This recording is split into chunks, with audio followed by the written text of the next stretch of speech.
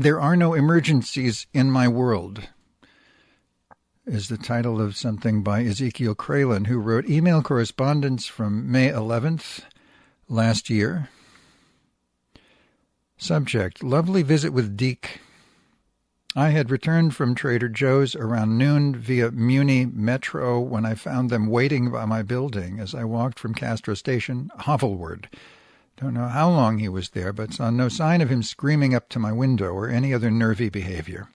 He didn't see me as I approached because he was facing another direction, but the mutts did. They stood up with curly tails a wagon as I drew near. Deke was finally alerted to my arrival as I crouched down to hug the poochies and said, "Hey, there, you little angels." Now get this, Watson. The quasi-dachshunds were tethered to his latest bike, which was set down on its side, thank Glob. I did not bring up the egregious matter of last Sunday because of that, and since he was respectful toward me through the entire meetup, so I presume he was burned badly enough in the flames of my scalding reprimand that ghastly day to a psychological crisp. Let us pray that is the case, and my impact will remain embedded in his engrams forevermore. Great Spirit, love the wee doggies of this world.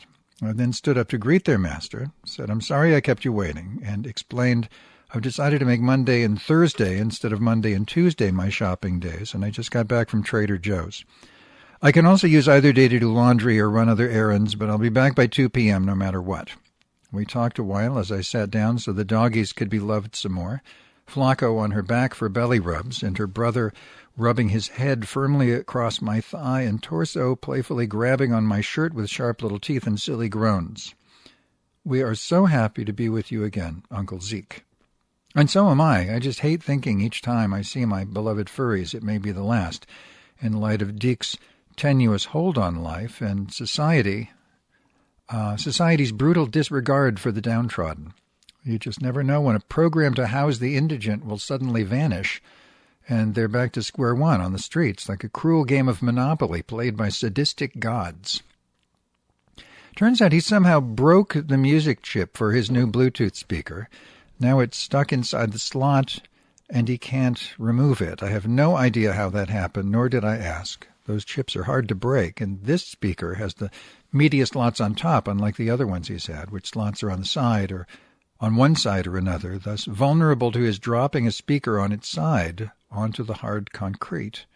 "Did you try using a tweezers?" I queried, poised to dash back upstairs to procure one myself and pry the chip loose. "Oh, don't bother, I'll figure it out," he replied with not the least bit angst over it, to my surprise. "Here, take the smartphone upstairs, put new music on it, and charge it for a while."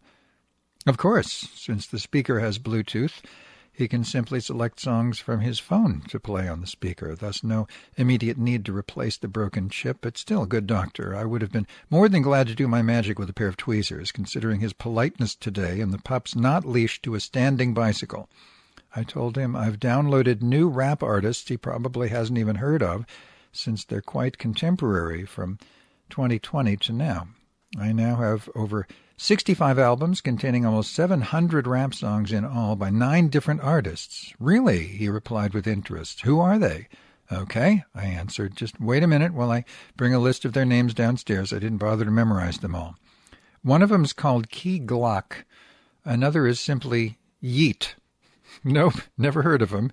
He frowned with a touch of curiosity. "Maybe I won't like them." "Maybe not," I shrugged while scritching Lucky's neck. "That's just the chance you got to take when discovering new talent, though I'm sure you'll like most of the songs. I've listened to 1 or 2 pieces from each artist myself, and I was impressed." I then added, as I stood back up to return hovel, "Now that I'm learning about hip-hop and rap, there'll be a lot more new artists coming down the pike for ya as I keep downloading 'em."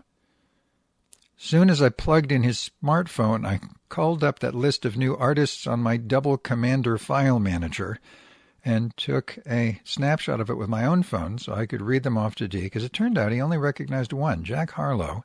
The rest were new to him, besides the 2 I already mentioned: Future, Kendrick Lamar, King Von, Lecrae, and Young Dolph.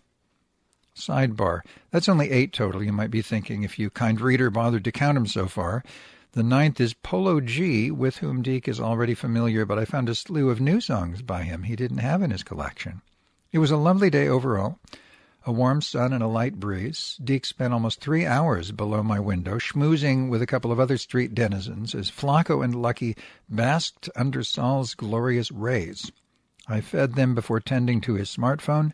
When he was ready to depart, I brought down a fresh supply of doggy victuals per his request and 2 more bungee cords. "Those are my last 2, Deke," I informed him as I handed them over. "Oh," he replied, "then take this one back. I'll make do with just one." I brushed aside his hand that held the second cord. "No, that's all right. I'll just order some more." And so I did, once I returned to my hermit's cave, signed Zeke K. Holmes. Addendum.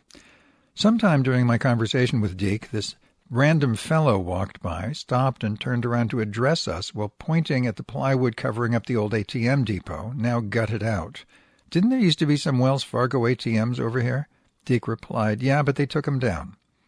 The man just raised his arms in exasperation and plodded on to wherever. He would have made a great NPC in some virtual online game. I remarked. He mustn't visit this neighborhood very often. "So how come everyone's spending a few extra dollars, D-O-L-L-A-H-S, dollars, to use an ATM in an emergency when you're not?" Deke blurted out. "These people are rich," I tried to explain.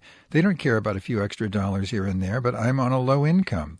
Those fees add up really fast, and besides, my own bank adds another $2 on the surcharge, so we're talking $5, not $3.